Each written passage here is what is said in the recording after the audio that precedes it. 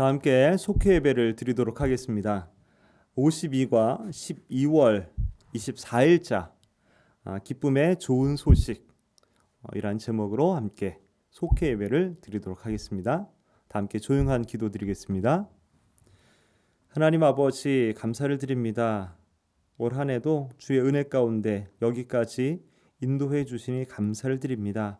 베푸신 은혜를 하나하나 세어가며 감사가 넘치는 저희들 되게 도와주시옵시고, 올 한 해도 주의 은혜 가운데 잘 마무리하게 도우시며, 또한 새해를 기도하며 준비해 나갈 수 있도록 도우시사 생명력 넘치는, 또한 소망이 넘치는 새해를 맞이할 수 있도록 은혜 베풀어 주옵소서. 오늘도 예배함으로 주님께 나아갑니다. 주님으로 충만히 채워지는 저희들의 심령이 되게 하여 주옵소서. 예수님의 이름으로 기도드립니다. 아멘. 우리 다 함께 찬송가 108장 그 어린 주 예수 다 함께 찬양하겠습니다.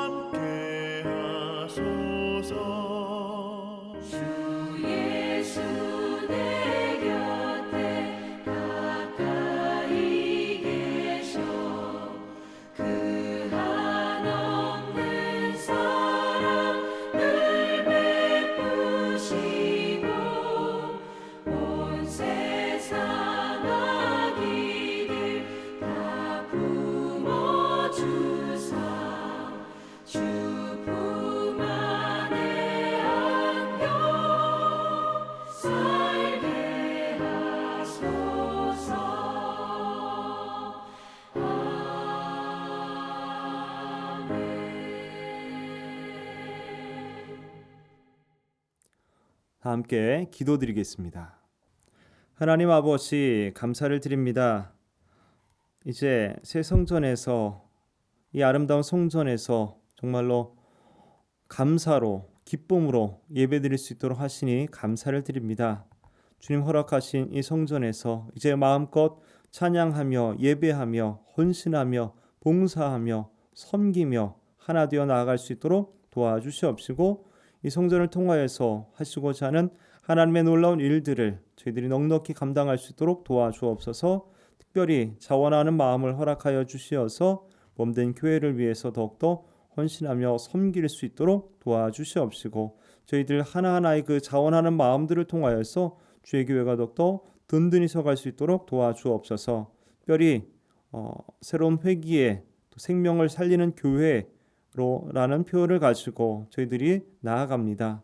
저희들이 한 명 한 명이 먼저 주님 주신 영적인 생명으로 충만하게 도와주시옵시고, 내가 있는 곳을 또 살려내는 그런 생명의 통로로 귀하게 쓰임받을 수 있도록 도우시고 인도하여 주시옵소서. 특별히 우리 가정들이 살아나게 도와주시옵시고, 영적으로 하나 되게 하시며 믿음의 반석 위에 든든히 세워진 가정 될 수 있도록 도우시고 인도하여 주시옵소서. 또 속회 예배로 나아갑니다. 예배하는 저희들의 마음이 하나님을 늘 향할 수 있게 하여 주시옵시고, 하나님 받으시고 하나님 찾으시는 온전한 예배, 온전한 예배자 되게 하여 주옵소서. 모든 것 감사드리며 예수님의 이름으로 기도드립니다. 아멘. 오늘 주신 하나님의 말씀은 누가복음 2장 1절에서 14절까지의 말씀입니다. 누가복음 2장 1절에서 14절까지의 말씀을 함께 읽도록 하겠습니다. 그때에 가이사 아구스도가 영을 내려 천하로 다 호적하라 하였으니 이 호적은 구레뉴가 수리아 총독이 되었을 때에 처음 한 것이라.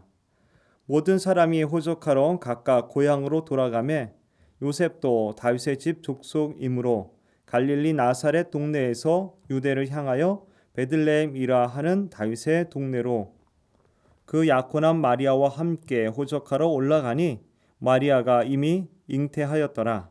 거기 있을 그때에 해산할 날이 차서 첫 아들을 낳아 강보로 싸서 구유에 뉘었으니 이는 여관에 있을 곳이 없음이러라. 그 지역의 목자들이 밤에 밖에서 자기 양떼를 지키더니 주의 사자가 곁에 서고 주의 영광이 그들을 두루 비추매 크게 무서워하는지라.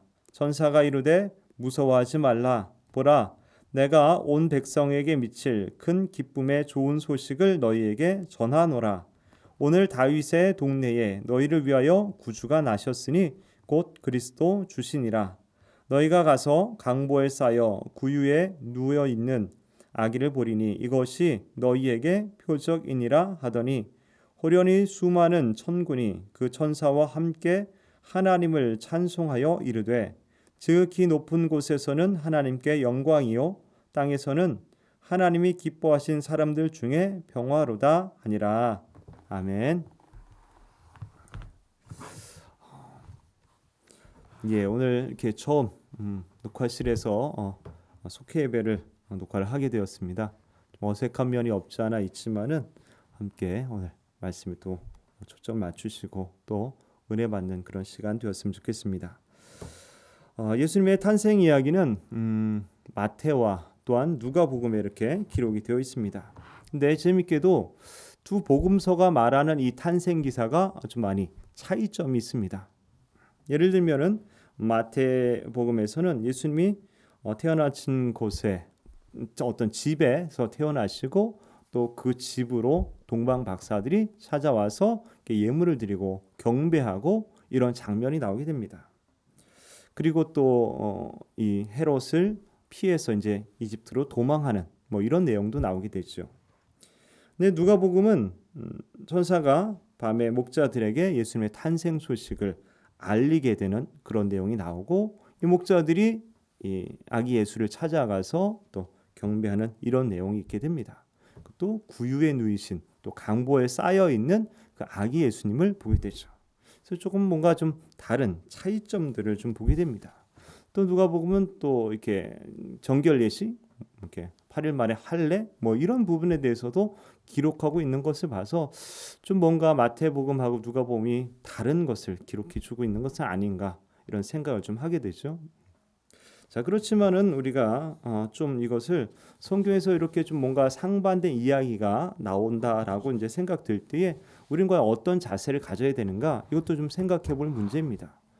둘 중에 하나는 무조건 틀렸다 이렇게 바라보면은 참 어려워지고 또 마음이 힘들어지게 됩니다.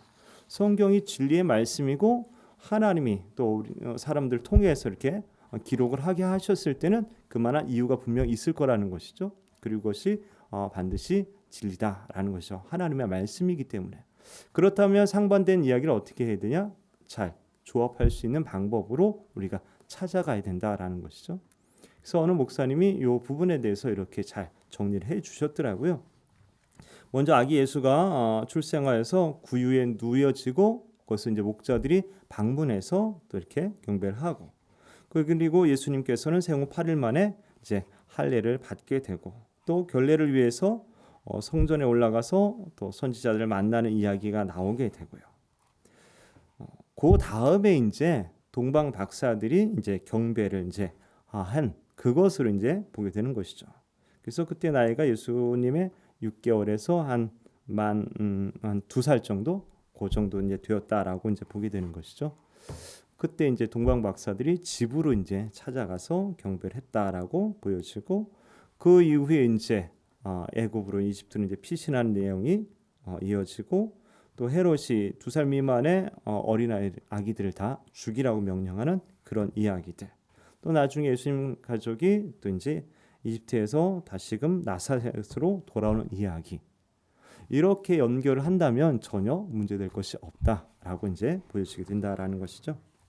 그래서 성경에서 뭔가 상반된 이야기가 나올 때 물론 궁금하겠지만 이것이 맞고 저건 틀리다 이런 개념이 아니라 각자의 위치에서 둘 다 맞는 것인데 이게 어떤 관계에 있는 것인지 또 시간상의 차이가 있는 것인지 또 어떤 배경의 차이가 있는 것인지 이런 것들을 좀 같이 생각해 보면서 같이 진리의 말씀이니까 어떻게 조합이 되는지를 생각해 보는 것이 좋은 방법인 것 같습니다.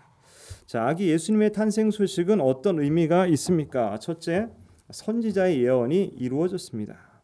구약에서는 예수님에 대해서 오실 메시아, 그죠? 신약에는 오신 메시아, 물론 계시록에서는 다시 오실 메시아 이렇게 되어 있죠. 그래서 모든 성경은 예수 그리스도에게 초점이 맞춰져 있다 이렇게 되는 것이죠.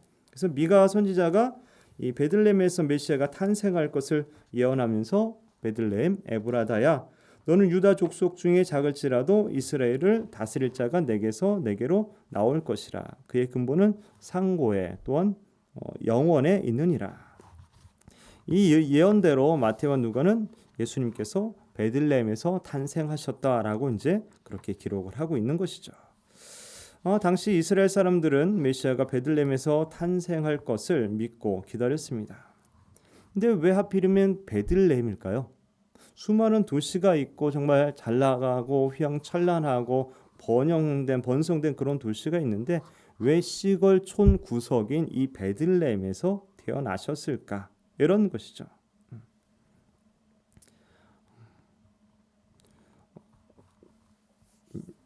베들레헴에서 메시아가 탄생했다는 사실은 진정한 구원의 역사가 이루어졌음을 이제 의미하게 되는 것은 구약에서 그렇게 예언을 했고 그에 맞춰서 수많은 도시가 있음에도 불구하고 그 작은 도시 베들레헴에서 탄생했다. 결국 하나님의 예언이 성취되었다라는 것이죠.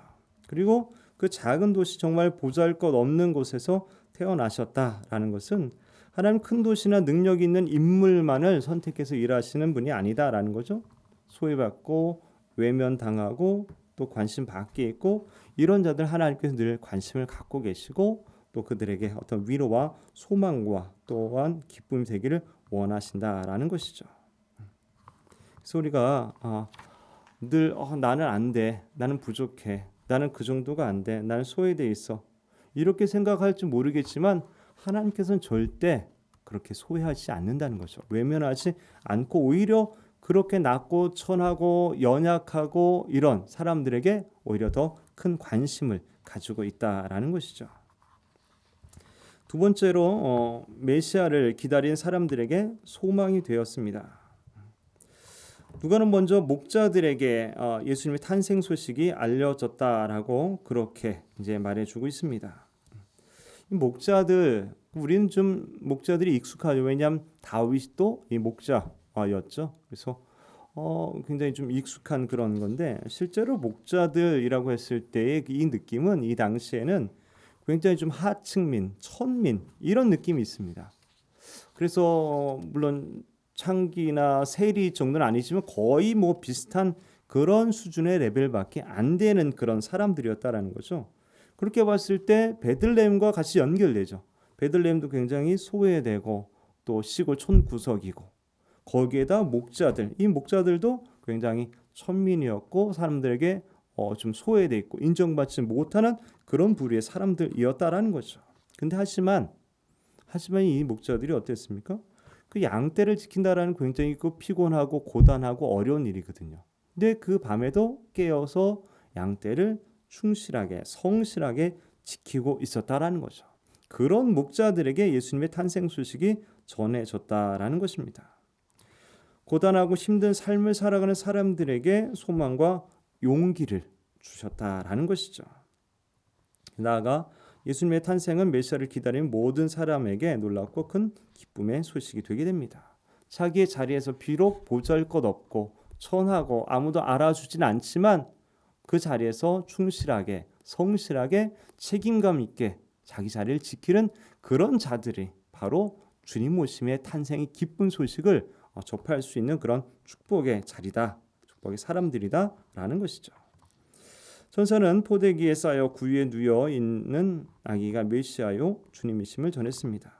짐승의 먹이통인 구유에 예수님이 누워 있다라는 것은 세상을 위해서 예수님이 결국 하나의 밥이 된다, 그죠? 희생을 하신다라는 거죠. 예수님이 십자가에서 찢기는 희생으로 우리에게 새 생명을 주실 구세주로 오셨습니다. 따라서 예수님의 탄생 소식은 모든 피조물이 소망하는 구원을 성취한 은혜다라는 것이죠. 우리를 위해서 자기의 온몸을 내어주시고 희생하고 결국 우리를 살리기 위해서, 우리에게 참 소망과 생명을 주시기 위해서 이 땅에 오신 분이었다라는 거죠. 그래서 그분이 우리에게 소망이 되고, 그분을 위해서 위로가 되고, 또 그 기쁜 소식이 우리로 하여금 참 기쁨을 누리게 한다라는 것이죠. 세 번째로는 하나님께 영광, 이 땅에는 평화가 되었습니다. 천사들은 아기 예수님의 탄생을 전하면서 하나님께 영광이요, 땅에서는 하나님이 기뻐하신 사람들 중에 평화로다, 이렇게 찬양합니다. 예수님의 탄생은 구원의 시작이기에 하나님께 영광이 되고 이 땅에는 평화가 됩니다. 근데 참 이 기쁨이라는 것은 그냥 뭐 선물 받으면 기쁘고 뭐 좋은 일 있으면 기쁘고 이런 기쁨이라기보다는 좀 더 본질적인 기쁨입니다. 어떤 기쁨이냐면은 우리 인간이 본질적으로 가지고 있는 어떤 죄로부터 벗어나는 거고, 인간이 도저히 해결할 수 없는 어떤 그 죽음, 그 사망의 권세로부터 이겨내는, 해결받는 그런 기쁨입니다. 그러니까 이건 좀 다른 거죠. 뭐 어떤 선물 받아서 기쁜 거하고는 차원이 다른 겁니다. 그분이 탄생하심으로 말미암아 누릴 수 있는 기쁨은 우리가 죄의 이 권세, 죽음의 권세로부터 온전한 해방을 주는 그런 기쁨의 소식이다라는 것이죠. 또 하나님께서 독생자를 보내신 것은 세상의 평화를 위해서였습니다. 이 평화라는 것은 그렇죠? 이 한마디로 그냥 전쟁이 없이 평안한 거, 이렇게도 볼 수 있지만은 본질적인 의미는 하나님과의 관계 속에서 평화입니다. 하나님과 관계 속에 좀 화평한 거죠. 왜냐하면 우리는 원래 존재가 어떻습니까?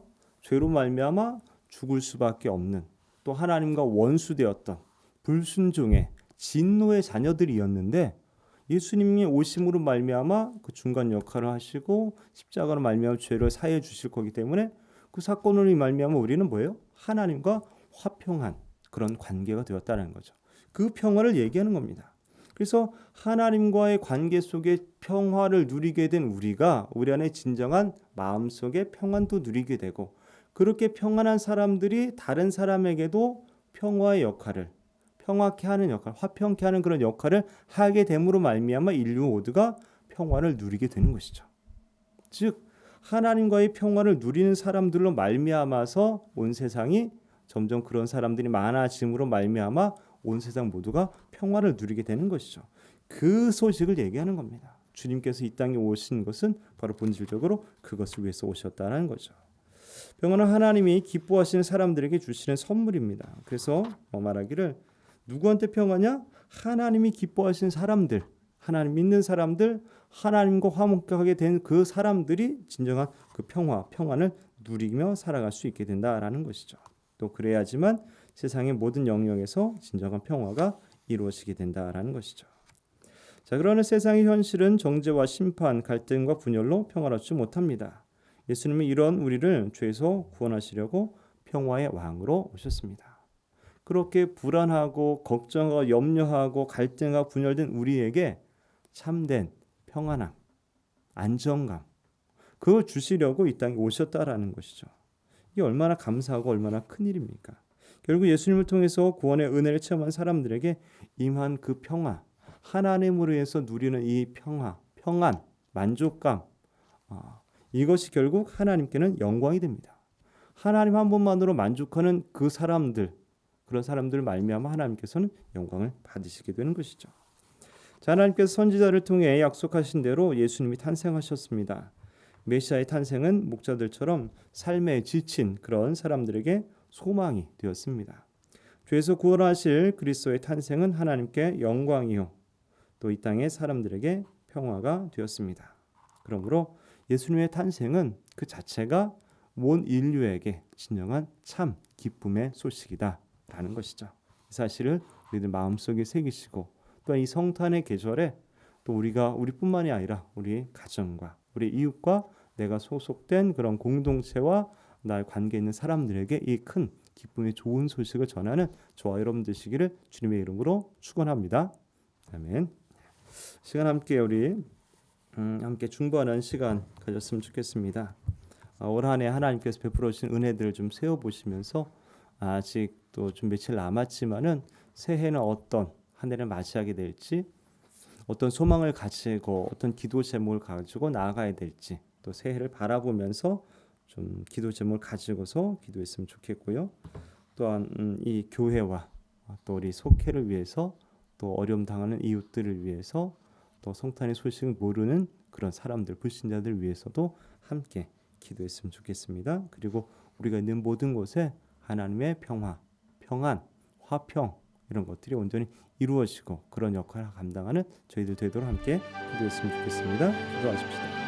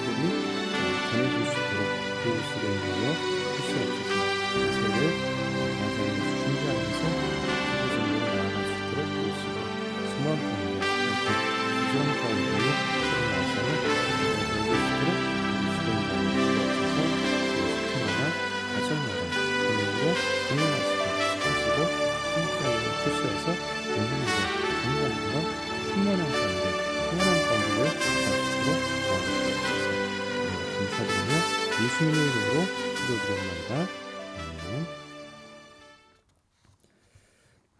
우리 다 함께 찬송가 120장 5 베들레헴 작은 꼴 함께 찬양 드리겠습니다.